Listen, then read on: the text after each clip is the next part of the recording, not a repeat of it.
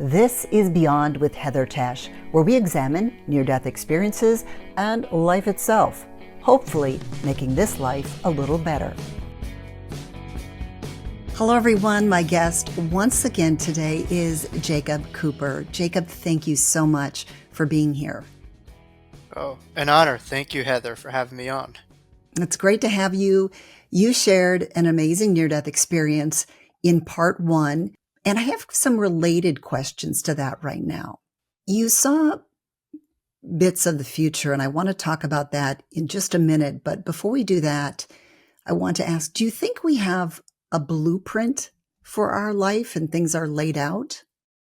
Unquestionably so. And if you do have questions, I highly recommend, looking up, Robert Schwartz. I really follow his work. He writes a lot about this stuff within, his work, and he, I think does some hypnosis sessions with clients to go back to the life that was planned, before this life. Dr. Michael Newton, I believe, too, talks about the life in between life stuff and the planning phase.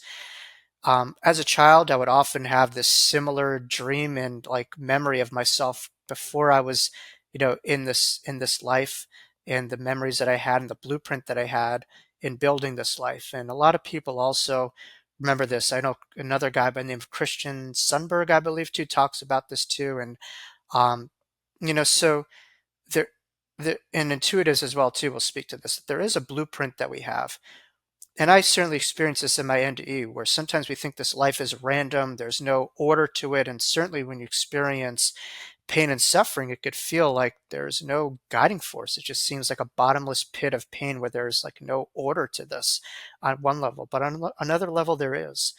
And my near-death experiences reminded me that there's such a beautiful orchestration of all of life itself. Everything is flowing, as it should.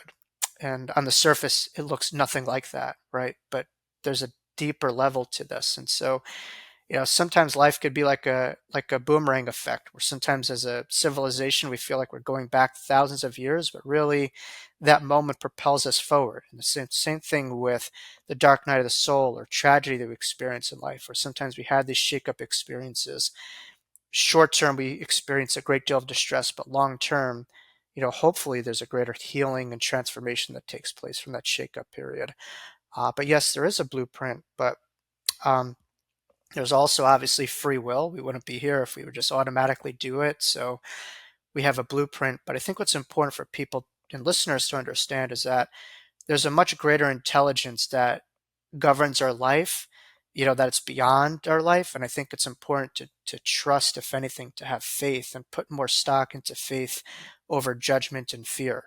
And if you could walk with faith, which is not the absence of fear, it's the coexistence of it, but having faith propel us past through our fear and a greater trust in some of this stuff, I think people could have a lot more grace and ease and flow within their lives and a lot less distress with what is.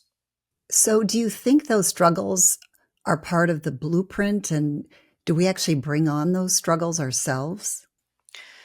Well, I mean, all is in terms of how we view it. I mean, some people could view it as struggles. That's certainly a term that we could have on one level, and it certainly does seem like that. Or we could say, wow, we could say opportunities for the elasticity of the soul, and I think so.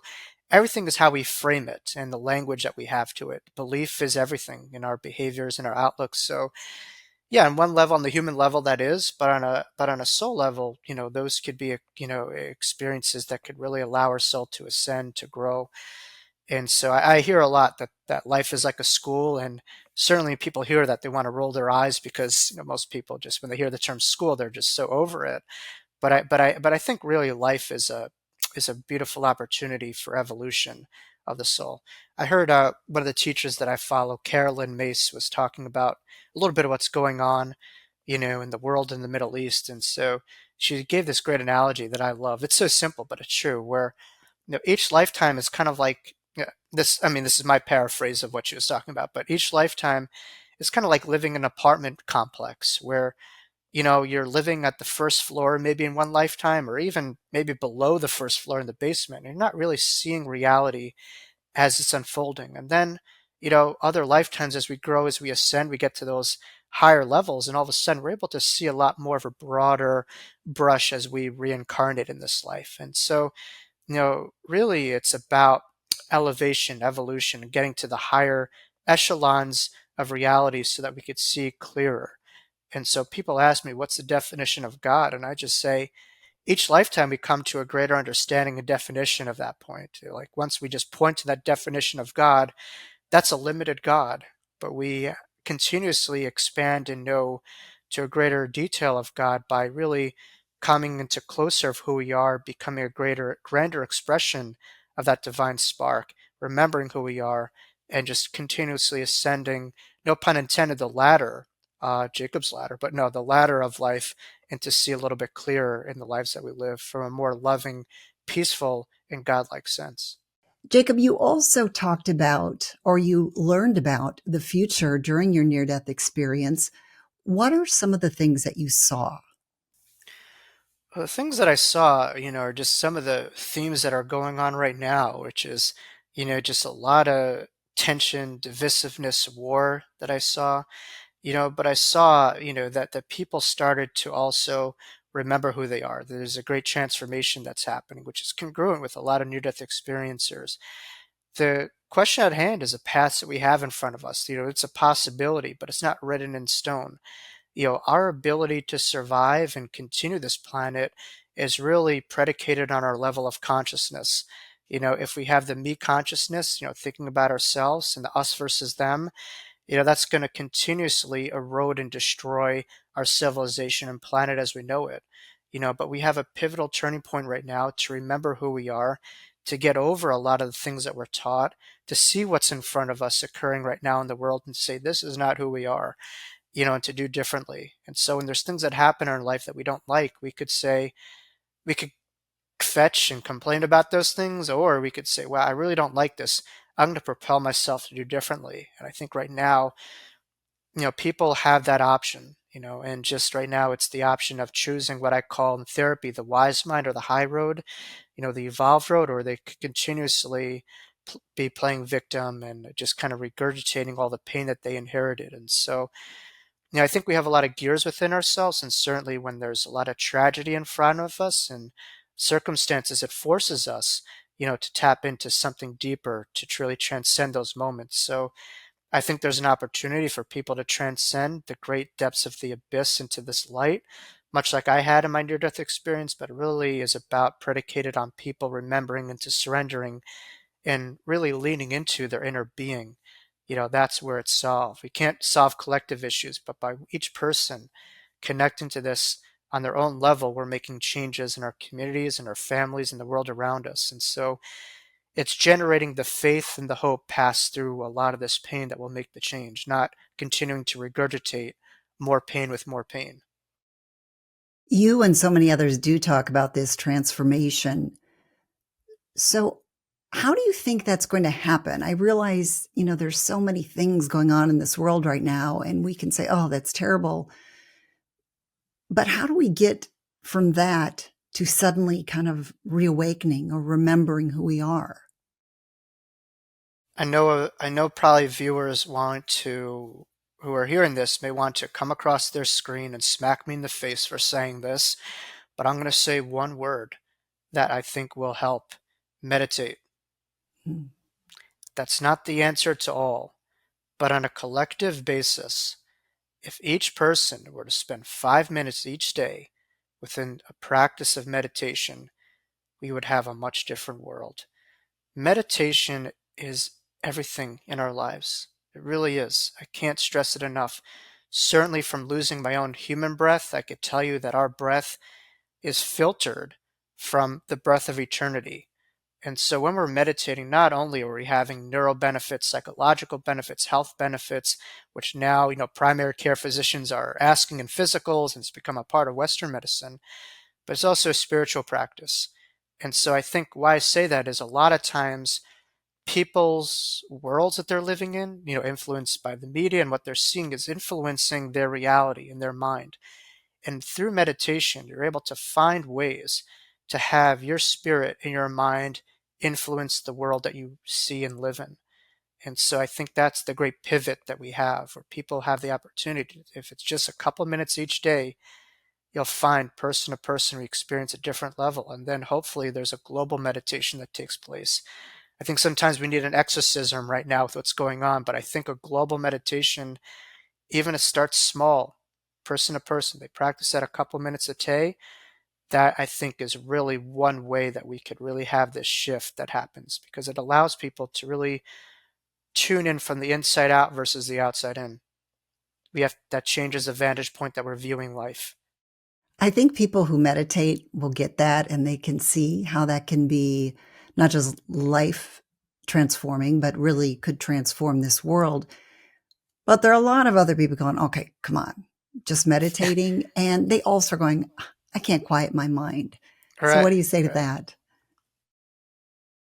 Well, there's a, I certainly run a lot of seminars and programs with this stuff, and I certainly more extensively research some of my YouTube videos or just the subject of meditation itself.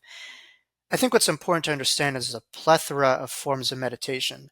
Not every meditation is just sitting there on your couch, practicing transcendental meditation or going up to some other galactical stratosphere. That's one form of it. But I think the meditation that I'm referring to is just simply connecting to your breath. It's focusing on your inner being versus the doing. There's a lot of people asleep, and I think it's because they're not living in awareness. They're not connected. And so if you're having a hard time sitting still, don't sit still, move. But when you move, move with awareness, move with a purpose, move with intention, and connect to your breath while you're doing it. That way you could really live while you live. When you're not living in awareness, you're living at the sleep on, you're either sleeping at the wheel, you're not really fully connected. So I think it's important for people to find different forms of meditation. The meditation that I'm speaking of is mindfulness meditation, or people could even do walking meditations, but if that's a problem. But I think it's important, obviously, when we do try to sit down, is to not to try to struggle against that thought, to just allow that thought to pass, but to have an ability to have thoughts beyond the thoughts, which is in awareness, which is in compassion, which is in loving awareness and not judgment. So that's a deeper gear of meditation. It's to let go of the struggle against the thought, just allow thought to be the thought, but to get at the deeper vantage point of who we are. Because when you meditate, there's a part of you that just knows that I am beyond my thoughts, I'm beyond my emotion, I'm beyond my body, and you're just remembering who you are on a deeper level. And more importantly, that you don't die. You connect to the deeper part of your soul, and you transform the absorber of your life to the observer of your life. And that creates ultimate freedom within people's lives to really choose the reality that they want to see versus reality choosing them. And did you get any sense of the timeline on this transformation? I'm hoping it's sooner rather than later, because you talk to, people who are looking at our environment and looking at what's going on. It's just, you know, I don't mean to be too doomsday here, but I think really this has to happen sooner rather than later, because there's um everything's connected. The mind, body, spirit, it's all connected. And when one thing is out of balance, the whole thing is. So for instance, emotionally, if we're disconnected, that's going to influence our physical body. Same thing collectively. If we're all disconnected, that's going to lead to behavioral patterns that impact our planet and our surroundings. And we'll do everything we can to get ahead while screwing everyone behind in the planet itself. So I think if people have more ability to see themselves from the me to the we consciousness, we'll be able to transform this course that we're going on and finding a way to have healing. But it's moment to moment that this is based on, and each person has the ability to choose this moment. Which reality do you want to be a part of? Do you want to be a part of the healing or self-destruct? Very easy to destroy. How easy is it to destroy something? Now, to build something up, that requires, short-term more effort, but long-term, it's a lot less tension in our lives, and more continuity for the beauty of the planet. During your near death experience, you met your spirit guides. You also saw a lot of angels. What's the difference between the two? Well, as a social worker, we talk about the micro and the macro. Like the micro is like the individual, really, and their, lives, and the macro is a larger global society. And so the micro is really our spirit guides. They're focused really on ourselves, our lives, and we're connected to our guides before we get here in this lifetime. The macro are more so the angels all around us. And there's different levels of them, I'm sure. But the angels that I saw were more focused on the collective, energy around me, not just myself. And so spirit guides are beings that we are individually connected to and contracted with before the moment we're born, and this goes, till after we're gone. We're always connected to them. They're the most nuclear, uh, closest proximity of who we are in this life. They're the closest extension of who we are, along with our soul family, as well as the angels are around each and every one of us. I want to be very clear, though, that everyone has spirit guides. We just have to really remember them. If you don't really see them fully, know their names, trust that there's different levels to connect to them. No, they could come to us in thought energy and signs and symbols. We could feel their presence. And so much like the near-death experience, there's many levels of connectivity to higher consciousness. And so just because you feel like you're having a smaller connection does not disauthenticate it. It just means it's one level of connection. There's many other, deepening levels. So I think it's important for people to start to maybe just have a conversation with your guide, ask your guide, talk to them, and you'll find your life will kind of shift, and you'll feel more of a presence around you. Because I find, one of the, if you look at one of the lowest levels that we could have, an emotional level, is the feeling of apathy, but also the feeling of loneliness and isolation. And certainly that leads to a lot of mental health crises. And if more people remembered how much was around them in this walk in their physical, and how this was not a random existence, how we have so much around us, from our guides to our loved ones to angels, if more so people remembered who they are, they would look at themselves and their lives that they live in such a different way. And it would be transformed. Transformed literally means trans, to change, form, shape. So we would change the shape of our lives and change how we see, the shape of our lives. And related to that, you've said during your near-death experience, you realized that you were enough and you were perfect. But there are people listening right now that think they are the exception to that. So what do you have to say to them? And our pure being, we are perfect just as we are. One time I was getting a reading, and one of my loved ones was coming through. Evidentially, they're coming through point after point. And he said, "Why do you doubt yourself?" Because when you're doubting yourself, when you're criticizing yourself, you're actually criticizing me. Because a part of me is in you. When you're criticizing me, you're criticizing God. A part of God is in you. So when you think of it, when we're criticizing ourselves, we're criticizing and doubting all the people that believe in us and have loved us and has come before us.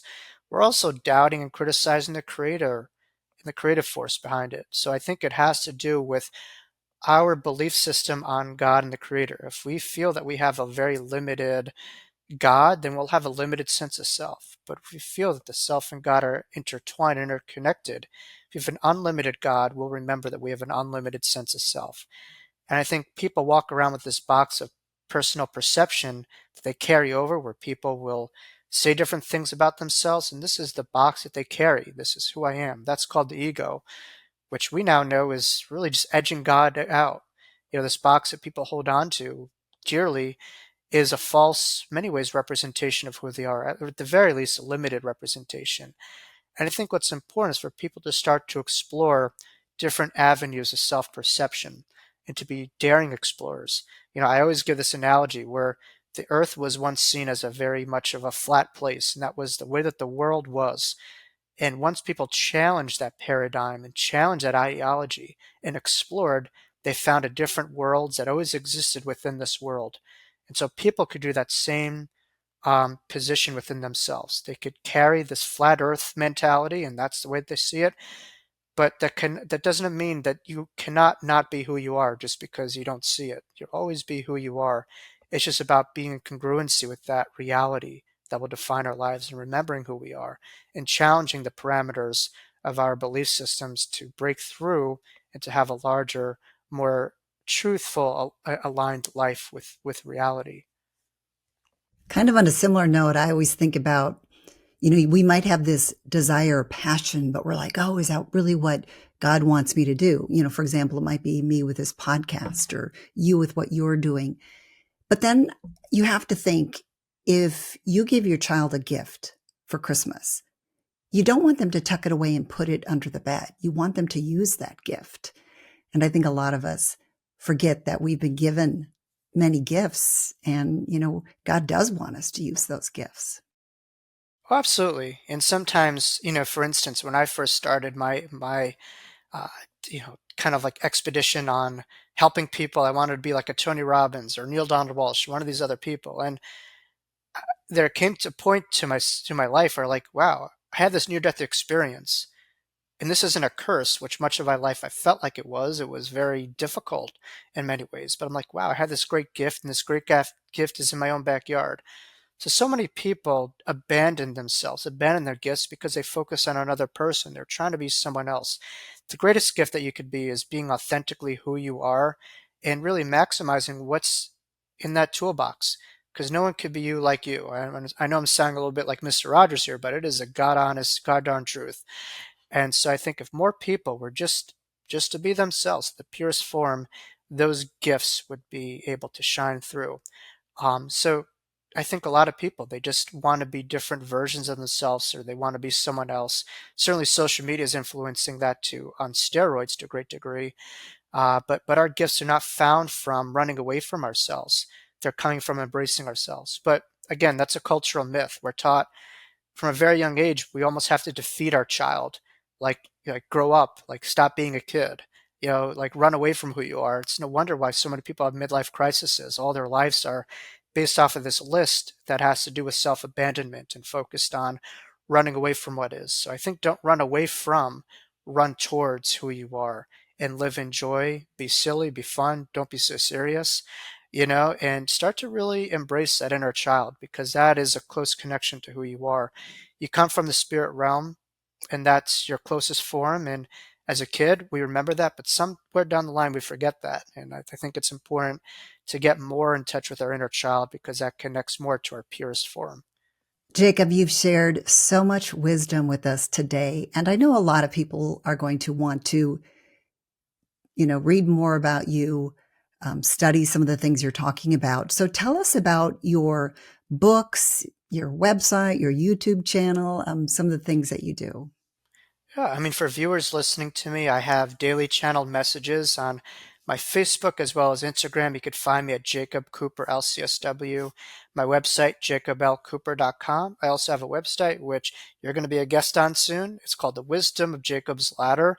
So you could find me there, and I have usually 1 to 2 guests per week, and sometimes I'll do my own, videos that I have. So you can check me out there.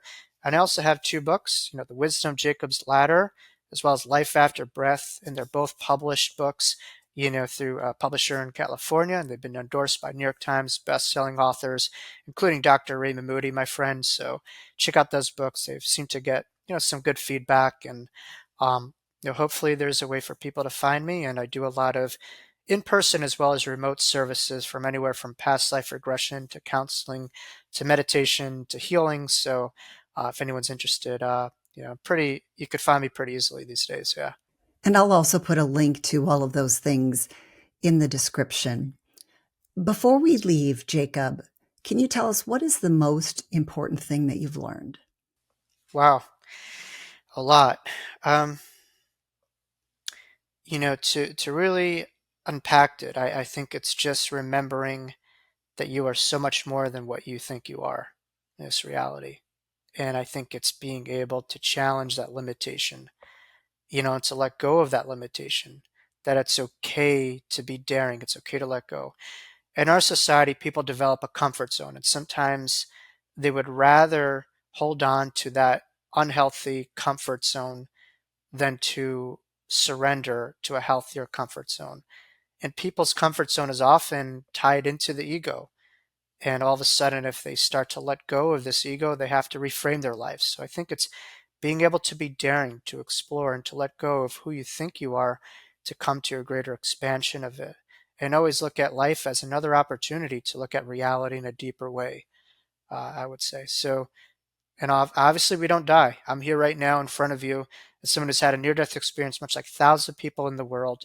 And we are just the gentle reminders that we don't die. And I think people come to hear us not because it's something foreign, but because it's something familiar. I think people remember who they are by listening to near-death experiencers as a part of themselves that remembers that they could fly, they could soar, they're eternal, and that's why they come to us on a level, I would say. So what I experience is not something that I solely hold on to. It's something that everyone has within themselves, and it's a memory that people keep continually coming back to when they hear near-death experiencers.